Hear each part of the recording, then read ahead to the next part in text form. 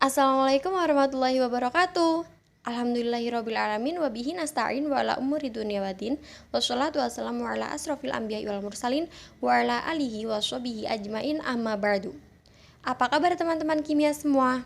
Di sini kami dari kelompok 2 PB1B UIN Wali Songo Semarang akan sedikit menjelaskan mengenai materi koloid yang beranggotakan 1. Ayu Nur Fazilah, 2. Devi Nurliawati, 3. Mirna Tirta Hasanah, 4. Alisa Hayatunufus, dan yang kelima Salsana Selingga Widya Sasti. Nah, untuk yang pertama ada konsep materi koloid. 1. Pengertian dan sifat-sifat koloid. Nah, untuk konsep materi koloid ini terbagi menjadi 4. Yang pertama, pengertian dan sifat-sifat larutan sejati, koloid, dan suspensi. Yang kedua, komponen penyusun koloid.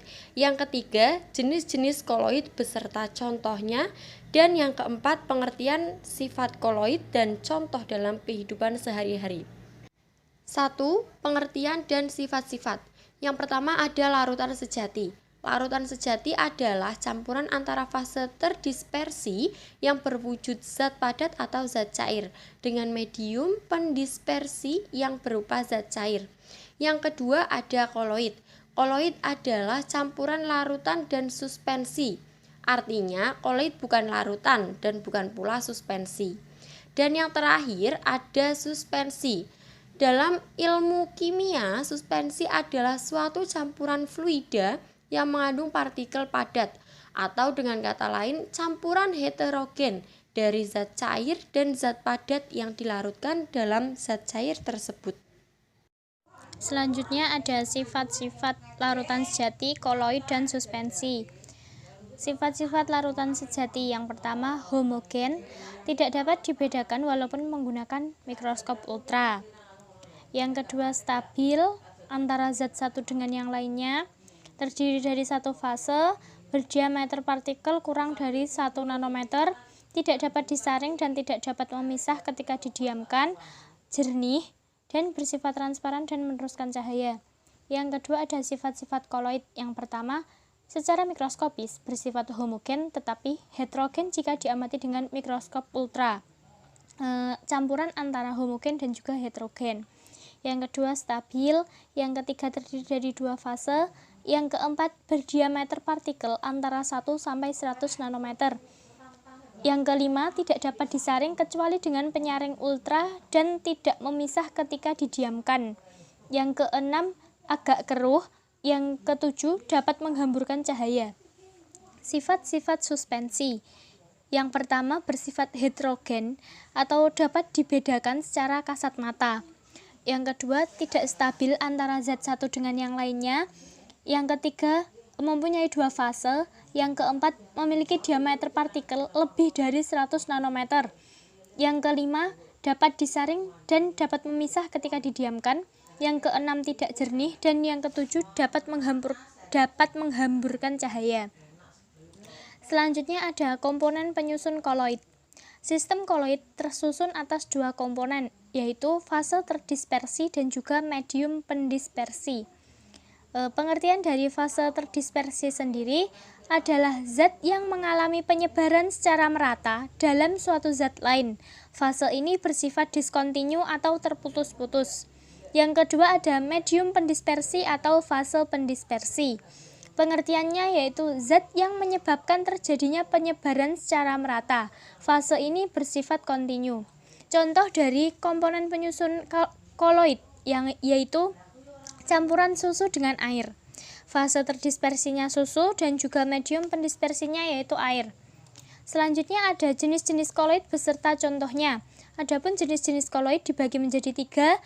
Yang pertama sol, yang kedua emulsi, dan yang ketiga buih. Sol sama dengan fase pendispersinya padat. A. Sol padat, terdispersi padat, pendispersi padat. Contohnya kaca berwarna intan hitam. B. Sol cair atau sol, terdispersi padat, pendispersi cair. Contohnya tinta, cat, darah, sabun, deterjen, lumpur, dan lem. C. Sol gas atau aerosol padat, terdispersi padat, pendispersi gas. Contohnya asap, udara berdebu. Emulsi sama dengan terdispersinya cair. A. Emulsi padat atau gel terdispersi cair, pendispersi padat. Contohnya jelly, agar-agar, gelatin, mutiara. B. Emulsi cair atau emulsi terdispersi cair, pendispersi cair. Contohnya susu, santan, mayonaise, minyak ikan. C. Emulsi gas atau aerosol terdispersi cair, pendispersi gas. Contohnya awan, kabut, obat nyamuk semprot, dan parfum. Buih sama dengan fase terdispersinya gas. A. Buih padat atau busa terdispersi gas, pendispersi padat. Contohnya aerogel, batu apung, styrofoam, roti, marshmallow. B. Buih cair atau buih terdispersi gas, pendispersi cair. Contohnya buih sabun, krim kocok, krim cukur. 4. Sifat koloid dan penerapannya dalam kehidupan sehari-hari. A. Efek Tyndall. Efek Tyndall adalah efek penghamburan cahaya oleh partikel koloid. Efek Tyndall ini merupakan salah satu cara yang sederhana untuk mengetahui suatu dispersi itu merupakan koloid atau bukan. Penerapannya: 1.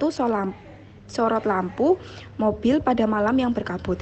2. Sorot lampu proyektor dalam gedung bioskop yang berasap atau berdebu. B. Gerak Brown.